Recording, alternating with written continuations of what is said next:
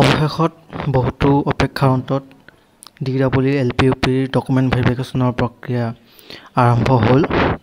আজি 6 ছেপ্টেম্বৰ তাৰিখৰ পৰা আৰম্ভ হোৱাৰ কথা আছিলে ডকুমেণ্ট ভেৰিফিকেশ্যনৰ, গতিকে আজি আৰম্ভ হৈছে। আৰু আজি যি লিষ্ট প্ৰকাশ পাইছে ডকুমেণ্ট ভেৰিফিকেশ্যনৰ কাৰণে, সেয়া যি এক্সট্ৰা কাৰিকুলাৰ চাৰ্টিফিকেট যিসকলে দি পেলাই এপ্লাই কৰিছিলে, NCC হওক, কালচাৰেল চাৰ্টিফিকেট হওক আৰু স্পৰ্টছ চাৰ্টিফিকেট হওক, তেনেধৰণৰ চাৰ্টিফিকেট দি যিসকলে এপ্লাই কৰিছিলে তেওঁলোকৰ ডকুমেণ্ট ভেৰিফিকেশ্যনৰ লিষ্ট আজি প্ৰকাশ পাইছে।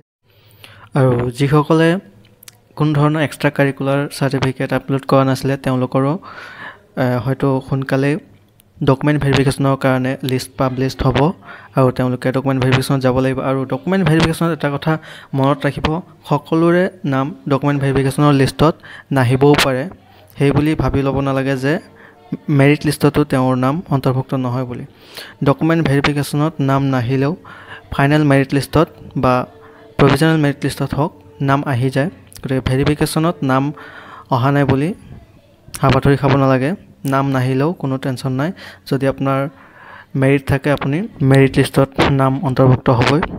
গতিকে নেক্সট টাইমত অন্যান্য লিষ্টসমূহ ফিজিকেল ডকুমেণ্ট ভেৰিফিকেশ্যনৰ কাৰণে পাব্লিছড হ'ব।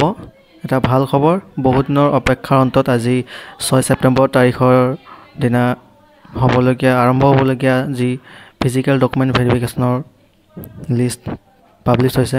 চেনেলটো ছাবস্ক্ৰাইব কৰি থ'ব। নেক্সট ভিডিঅ'ত আকৌ লগ পাম। Thank U.